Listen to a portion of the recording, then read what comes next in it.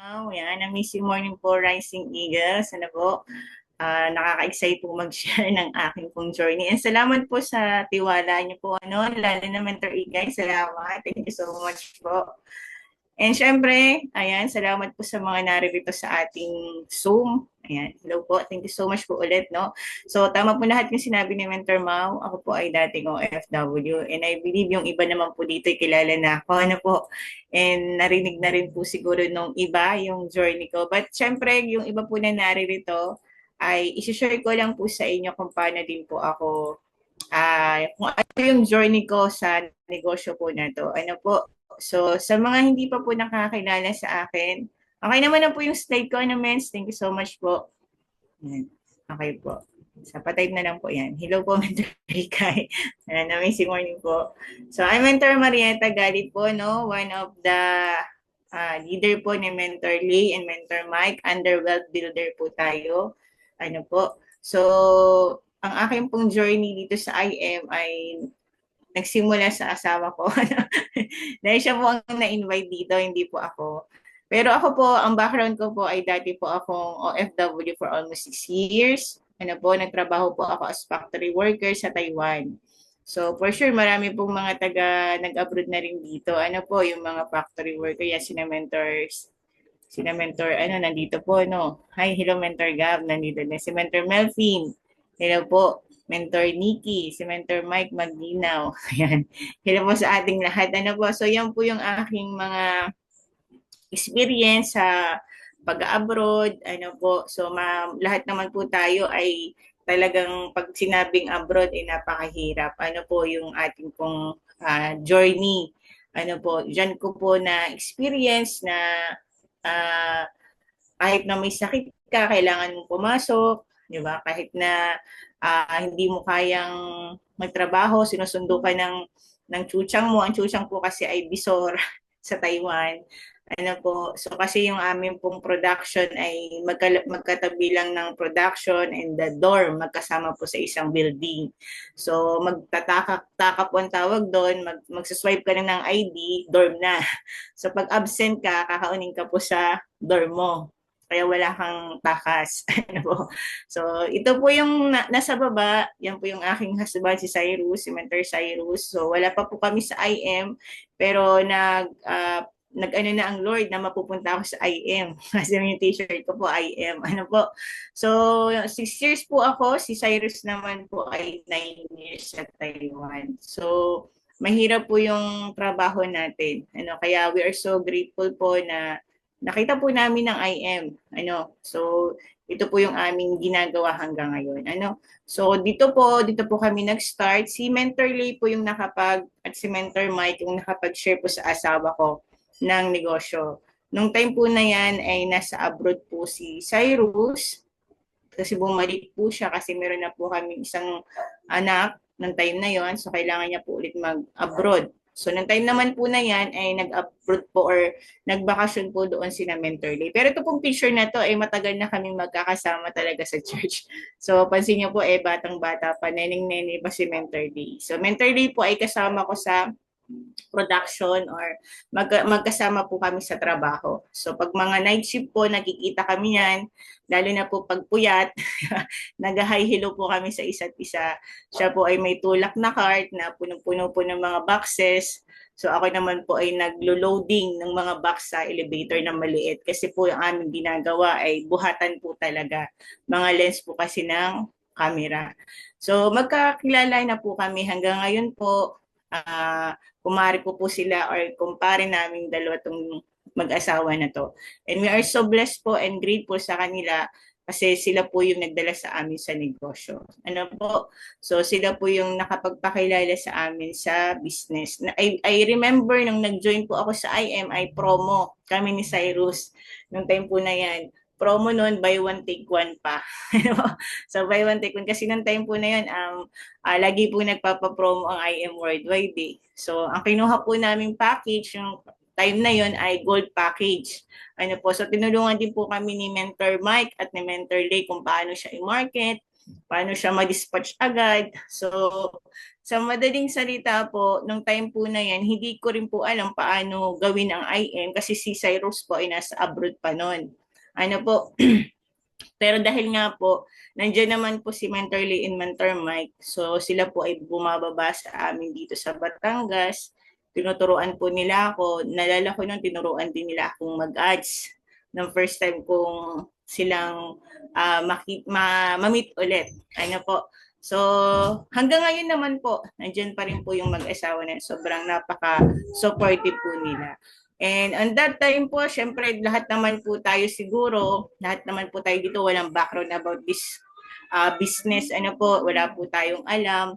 Sumugal lang din po kami ng time na yan kahit na po hindi namin alam kung paano namin gagawin. Kasi uh, ang mindset ko po kasi noon, I pray for the opportunity na ayoko na pong, hanggang ngayon po, hanggang ngayon po ayoko na rin po talagang maghiwa-hiwalay kami ng pamilya ko. Kasi mahirap yung maliliit yung mga anak mo, di ba? Ranas ko po kasi as a dati rin pong OFW ang nanay ko. Ayoko rin pong ma-experience ng mga anak ko na hindi niya kasama o hindi buo yung aming pong pamilya. Kasi ranas ko po sa sarili ko kasi nung lumaki po ako sa lola ko talaga.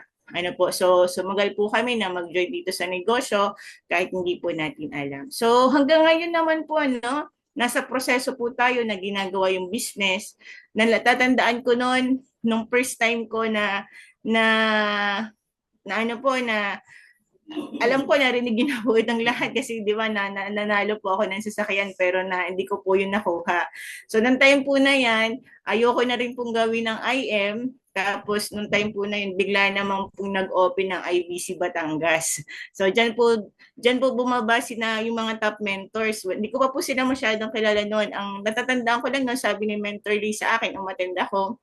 Tapos, naririnig ko lang si Mentor Pitch, yan sa MVP. So, may nagka-chance kami na makakapagpa-picture sa kanya. Ito po yun. So ito po yung pitch. First, met ko kay Mentor Pitch sa IBC Batangas noong opening ng IBC. Ano po? So, hanggang sa nagkaroon po ng training, doon sa IBC Batangas, hanggang ngayon naman po, no, everyday na nga po ang training po dito. Alos yung iba po dito ay wala na. Yan si Mentor Blenda. Si Mentor Igay, first time ko din niyang mamit dito sa Batangas. Bumaba din po sila. Tapos, inaral po natin hanggang ngayon naman po. Ito po yung first team Batangas ni Mentor Lee and Mentor Mike. Actually, yung iba po dito, kami na lang natirang dalaw ni Mentor Blenda. Pero ako na lang yung pinaka, pero matibay. Ano po, salamat sa Lord, no? Nandito pa rin, ano po. So, ayun po, no? Hanggang ngayon po, nasa proseso pa rin po tayo. Inaral po, nagte-training, di ba?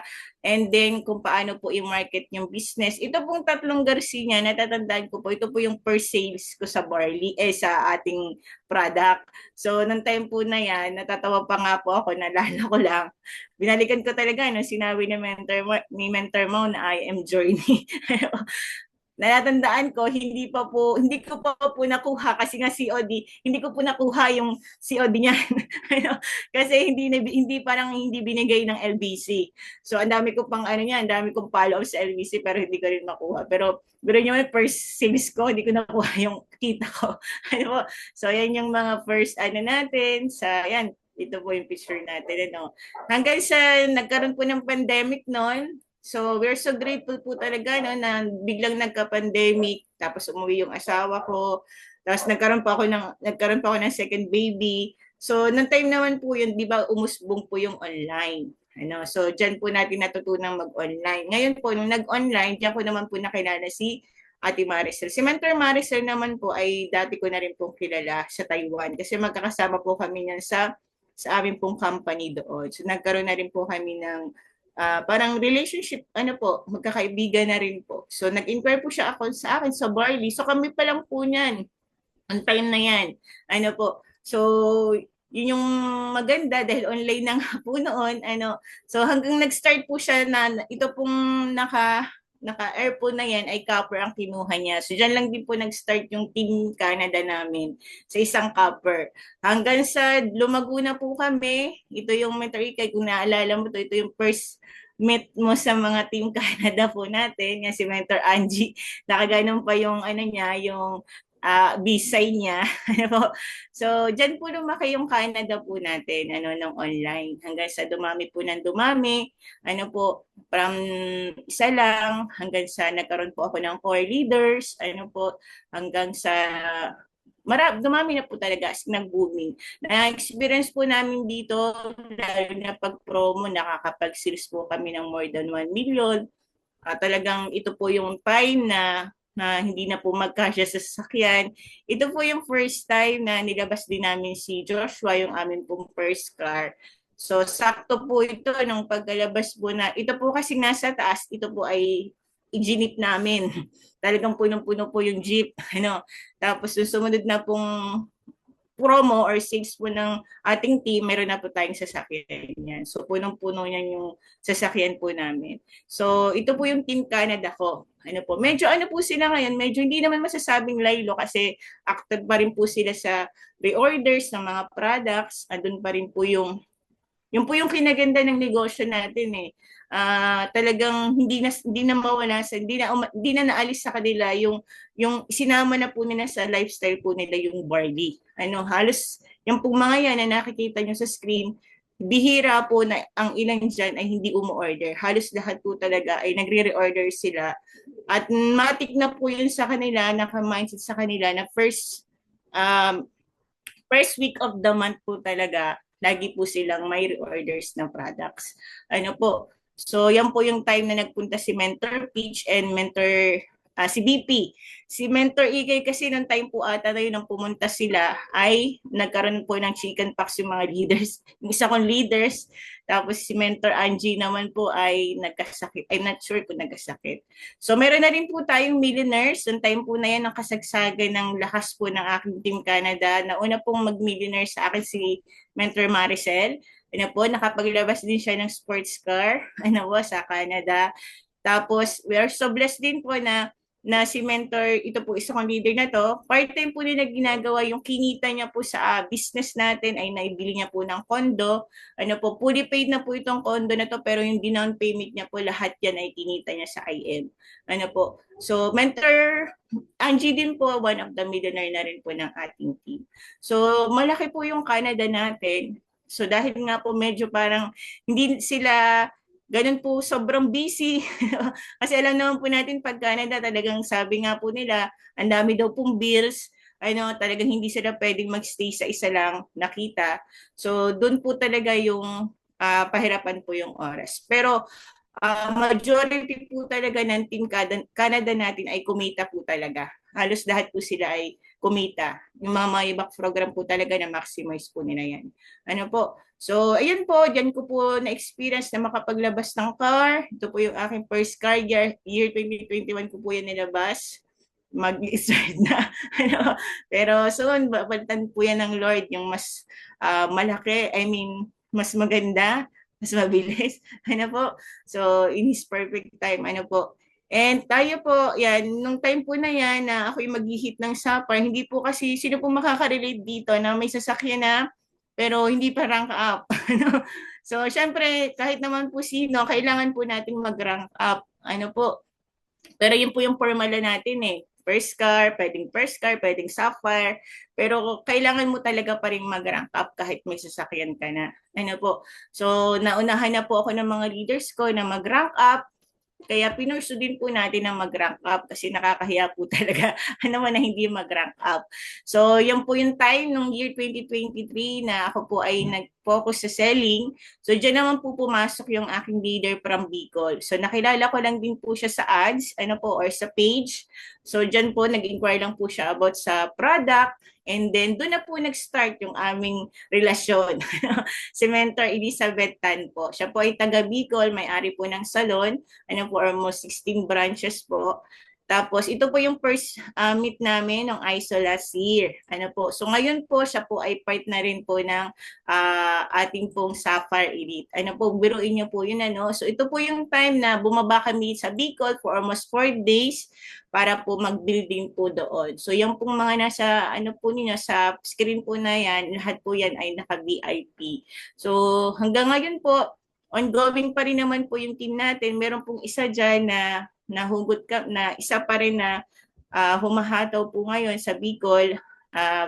Upuri po and praying na makabalik kami doon. Gusto lang po muna niyang mag-sapar.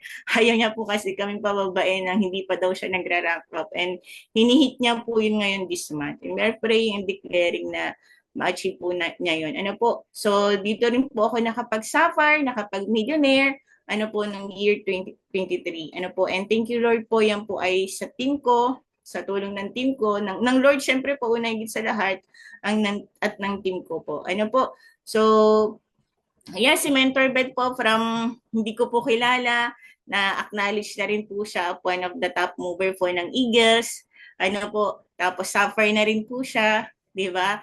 And one at latest millionaire circle na rin po. Ano, hindi ko, nag-start lang din po kami doon about sa product. Tapos natulungan din siya po ng ating pong opportunity. And yun po, no? So, hindi lang din po ako yung car achiever. Actually, meron pa pong dalawa. Ito po ay hindi na nakapag-reveal kasi po mga taga-Palawan po ito. Ito naman ay taga-UK. Pero yung kinita po talaga nila, yan po yung pinambili or pinandown po nila ng kanilang sasakyan dito sa IM Worldwide. Ano po, mga car achiever. Ito po ay part-time. Police po ito sa Palawan and mentor Noemi is nurse from UK. So, a total of, meron na po tayong 4 car achiever. Ano po? And then, ito na po yung ating elite executive. We have 5 sapphire, including me po at isang ruby. So, I declare na ito pong buwan na to ay madadagdagan na to ulit ano, sa pagpapala po ng Lord. And then, ito po, I am so grateful po na experience ko din po yan na kumita rin po ng 5 to 6 digit monthly, ano po, na tayo po ay sa pagpapala ng Lord ay hindi na sisiro. Ano po, bilang full-time mommy, mahirap po talaga na isabay, pero dahil po sa ganda ng negosyo natin, nagagawan po natin ng paraan. At ngayon po, I'm so grateful din po yan. Last year po ito, na-recognize din po tayo as top mover ng MVP. Yan. And I am so grateful din po na i-share sa inyo na this coming Sunday, akit ulit po tayo ng stage. Ano po, salamat kay Mentor Peach at sa buong MVP Core. Ano po, so part po ulit tayo ng top mover and top unilevel. It's all by the grace of God po. So, yun lamang po. And bago ko po ento, sabi nga po ng Ephesians 3 verse 20, sabi po dyan, now to Him is able to do immeasurably more than all we ask or imagine, according to His power that is at work within us. I believe po, hindi lang po ito yung ipagkakaloob sa akin ng Lord. Siguro po, the next na ako po yung mag-share ulit. Kung pagbibigyan po, mas the best pa po yung aking masishare. Pinapaganda pa po lalo ng Lord. Lahat po tayo yung journey po natin. But ngayon po ay continue, bring back all the glory to God po. So, yun naman po, and thank you so much, and I hope na may na-inspire po ako sa inyo. Thank you po. God bless po. What made you not quit Ments despite sa mga difficulties and challenges na hinaharap ng isang distributor ng IM Worldwide? Bakit hindi ka nag-quit at patuloy ka pa rin na humahataw sa negosyo? Yun lang. Thank you so much. Thank you, Mentor Igay. Actually po, marami ng time na gusto mo nang mag-quit. Pero nung pag naisip ko pong bumalik ulit sa abroad, sabihin ko sa sarili ko, siya ko iiwan yung anak ko pag bumalik ako. Tapos ang hirap. Nakikita ko pa nga lang po yung video ng mga mami na naghahatid. Minsan po gusto ko nang bumalik pero alam niyo po, nakita ko kasi yung ganda ng business natin na pwede ka talagang maging successful. Ano po, hindi ganun kadali, maraming proseso talaga na pagdadaanan. And I'm so grateful po kasi nandun ako sa proseso na yun. Kasi I believe po, pag na-overcome lahat yung mga process na yan, kung paano po yung nakikita ko mga kagaya nyo po, mga top mentors, yung mga success na mentors po natin, di ba? I believe mapupunta rin po kami sa ganong klaseng sitwasyon. Kaya sabi nyo nga po lagi, tuloy-tuloy lang. Kasi ang hirap na po, kung isip mo, babalik ka na naman doon sa zero, di ba? Babalik ka na naman sa pagiging empleyado. Anong mangyayari? Ang dami ko na pong binuhos ditong luha, oras. So, kung babalik ako, parang sasabihin ko na lang sa sarili ko, kung babalik ako, niloloko ko ba sarili mo? So, tuloy-tuloy lang po talaga. Yun po. Thank you so much, Mentor Mayet, sa iyong ah, sagot, no? Sa tanong ni Mentor Ikay. And for sure, natulungan din kami, nabigyan din kami ng tips dun sa sagot mo. So ayan, sino pa po mga mentors ang mayroong questions? Tips on how to rank up or any tips, Mens, how to rank up? Okay po. Ayan. How to rank up po, kung gusto po talaga natin mag-rank up, kailangan talaga gustuhin natin eh. Kasi nung nag-rank up po ako, nung time na hindi ako nag-rank up, ah, parang inano ko yung sarili ko, ano ba yung hindi ko ginagawa nung time na yon. So, hindi ako nakafocus, go with the flow lang kasi may team naman. So, nung pinorso ko po talagang mag-rank up, so nag-focus ako talaga sa pag-DDR. Ano po, since narinig din naman po siguro na yung aking genealogy ay laging pilay, laging malakas yung kabila. Actually, ngayon po, bumaliktad naman. Yung kabila naman yung malakas. Pero I believe one day magsasabay din po yan. Ano po, ang mahalaga, may production. Ano po. So, yung pong kabila, dahil nga wala pong gumagalaw doon, kailangan pong mag-DR na mag-DR. And syempre, pag tayo nagra-rank up, kailangan po yung RQB papantay. Ano? So, yung time po na yon ay nag-DR po ako na nag-DR. And then, connect lang din po ako sa kina Mentor Lay, ano po, kung paano po yung gagawin ko. Kasi yun po, isa sa mga duro din po nila, no? Kailangan pag nagra-rank up po tayo ay alam din po ng mentor natin. Ano po. So, yun po, through his guidance po, her guidance din, saka po yung production din po ng bilang isang nag-hit din po ng goal, kailangan talaga mag-DR ka ng mag-DR. Kasi kung okay naman, you're so blessed. Kung halimbawa, parehas genealogy mo, gumagalaw, di ba? Di mas maganda, tutukan mo yung mga leaders mo na tutulong sa'yo, paano mo makuha yung RQB. Ano po, kaya kung yung parehas nyo pong left and right ay gumagalaw, ay blessed po kayo. Ano po, you're so blessed. Ano po, pero kailangan mo rin, tulungan din sila. Ano po, kung paano po mentoring, ayan, yung ano man tawag doon, monitoring, ano po, kung paano po mahihit po yung pagsasuffer. So, yun po, Mentor Igay. Salamat, Mentor Igay. Thank you, Mentor Mayet. Yes, right. Tuloy-tuloy lang. Dadating yung time, no, Mens? Na magsasabay din yan na parehong malakas. Hey, last question, Mentor. Tanong lang po, Mens. Saan po kayo nagmamarket ngayon? From Mentor Raymark. Ayun. Thank you po, Mentor Raymark. Ngayon po kasi, since ako po ay, yung page ko po, hindi ko alam bakit ganun, pero pares pa rin po, Facebook, pero nakapokus po ako sa TikTok. Nagla-live po ako sa TikTok ngayon. Ano po, hanggat kaya po ginagawa ko siya everyday, pero hindi pa po siya everyday ginagawa ko at gagawin ko. So, yun po, yung ating market ngayon, doon po ako nagpo-focus sa TikTok.